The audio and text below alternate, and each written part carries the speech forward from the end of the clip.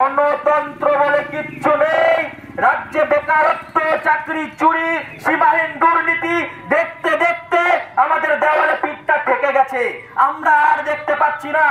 আজ এই যে শিক্ষকরা, এই যে যোগ্য শিক্ষকরা যে জবাব চাইতে বেরিয়েছিল, সেই শিক্ষকদের বুকে লাথি মারা হয়েছে।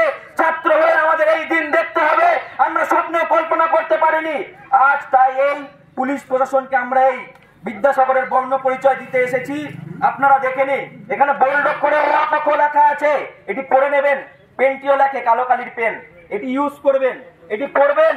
আর ভবিষ্যতে যেন আমাদেরকে দেখতে না হয় আমাদের চোখের সামনে শিক্ষকরা, যোগ্য শিক্ষকরা মার খাচ্ছে, লাথি খাচ্ছে, এই দিন যেন আমাদের দেখতে না হয়। এবং এই যে আমরা আজকে এই বর্ণ পরিচয়টি দিতে এসেছি, দয়া করে এটি গ্রহণ করবেন এবং পড়বেন।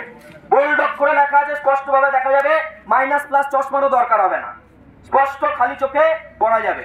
পড়বেন এবং ভবিষ্যতে যেন আপনাদের বলে দিতে চাই, শিক্ষকদের গায়ে যেন একটি আঁচও না পড়ে। যদি পড়ে, অখিল ভারতীয় বিদ্যার্থী পরিষদের ছাত্রছাত্রীরা তাণ্ডব দেখাবে।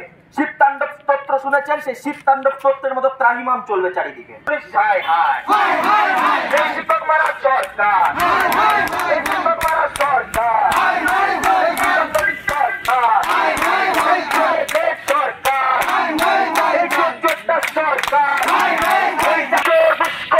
সরকার আর না, এই বিজয় সরকার, সরকার এই অবিলম্বে 26,000 চাকরি বাতিল, তাই অবিলম্বে মুখ্যমন্ত্রীকে পদত্যাগ করতে হবে। এই 26,000 চাকরি বাতিল, তাই অবিলম্বে মুখ্যমন্ত্রীকে পদত্যাগ করতে হবে। এই 26,000 চাকরি বাতিল, তাই অবিলম্বে মুখ্যমন্ত্রীকে পদত্যাগ করতে হবে। এই পদত্যাগের দাবিতেই এবিভিপির আন্দোলন চলছে, চলবে। এই এবিভিপি রাজপথে 10 পুলিশ হুঁশিয়ার।